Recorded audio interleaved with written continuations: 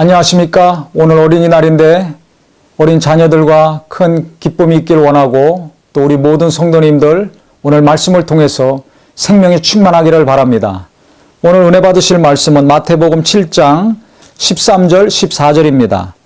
좁은 문으로 들어가라. 멸망으로 인도하는 문은 크고 그 길이 넓어 그리로 들어가는 자가 많고 생명으로 인도하는 문은 좁고 길이 협착하여 찾는 자가 적음이라. 산상수훈을 예수님께서 5장, 6장, 7장에 하시면서 12절 남에게 대접을 받고자 하는 대로 너희도 남을 대접하라 하는 황금률로 마무리를 지셨고 13절부터는 끝절까지 7장 29절까지 경고의 말씀을 지금 하고 계십니다. 좋은 말씀만 하고 끝난 것이 아니라 그렇게 살지 않으면 어떤 결과가 이루어지는가 경고의 말씀을 우리에게 심각하게 하셨습니다. 그 첫 번째가 좁은 문으로 가라는 것입니다.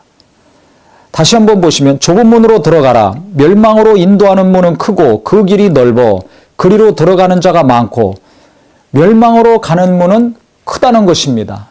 넓다는 것입니다. 그래서 그로 가는 사람들이 많다는 것입니다. 그런데 생명으로 인도하는 문은 좁고 길이 협착하여 찾는 자가 적음이라. 멸망으로 가는 문은 크고 그 길은 넓어서 많은 사람이 가는데 우리는 생명의 길로 가라. 사는 길로 가라는 것입니다. 그런데 그 길은 좁다. 어렵다. 말씀하셨습니다. 이게 무슨 말씀입니까? 지금까지 주님께서 5장, 6장, 7장에 말씀하신 그 내용대로 살아야 된다는 거죠. 말로만 주여 주여 하고 내게 물질을 주시옵소서, 건강을 주시옵소서, 자식들 잘 되게 해주시옵소서 이것만 구하지 말고 교회 숫자 늘리게 해주시고 큰 건물 짓고 그래서 유명한 교인이요 목회자 그거 구하지 말고 주님이 지금 말씀하신 거 그거 구하라는 것입니다. 뭐라고 가르치셨습니까? 지금까지 우리가 보고 들은 것처럼 용서하라고 말씀하셨습니다. 악을 악으로 갚지 말라고 말씀하셨습니다. 그 다음에 보물을 하늘에 쌓으라고 말씀하셨습니다.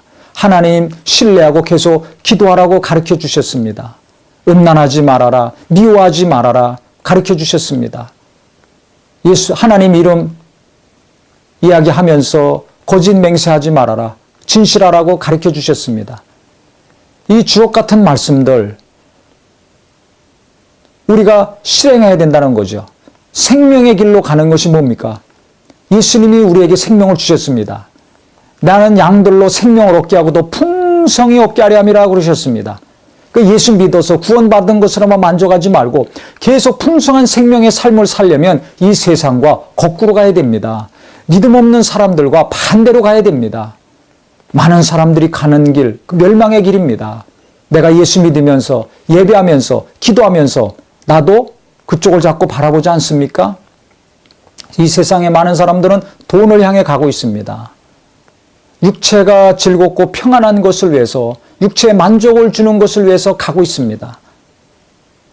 근데 나도 그쪽으로 가면서 그 길 잘 가게 해달라고 남들보다 더 빨리 가게 해달라고 기도하고 있습니까? 우리가 돌이켜야 됩니다. 회개가 뭡니까? 돌이키는 거 아닙니까? 예수님 말씀, 성경 말씀 듣고 보고 깨달았다면 마음과 생각이 돌이켜져야 됩니다. 돌이킨 자만이 진정으로 참으로 회개한 자만이 생명의 길로 갑니다. 나 혼자 갈지라도 그 길을 가야 됩니다. 내 남편, 내 아내, 내 자식들 정말 살리고 싶습니까?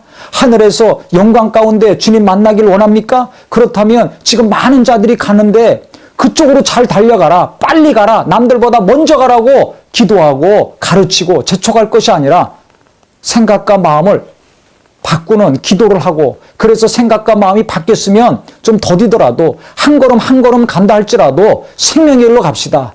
주님이 오라고 하시는 길로 갑시다. 주님이 말씀하신 대로 순종하며 우리 삽시다. 이렇게 사는 삶이 위대한 삶입니다. 복된 자입니다. 하나님이 박수 치시는 자가 되는 것입니다. 그렇게 가는 교회가 그렇게 일하는 성도들이 목회자가 하나님이 기뻐하시고 성령이 역사하시는 놀라운 교회요 성도가 될 수 있는 것입니다. 나는 어떤 교회를 이루어가는 사람입니까? 나는 내 자식들, 내 아내, 내 남편을 어느 쪽으로 가라고 하는 사람입니까? 나는 누구를 바라보고 누구와 함께 지금 노력하며 살고 있습니까?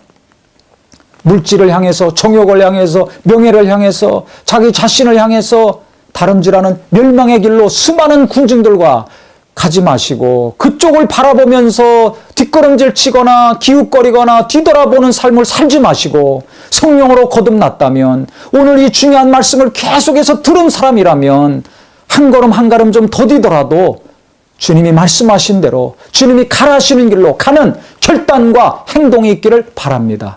힘들죠. 좁기 때문에.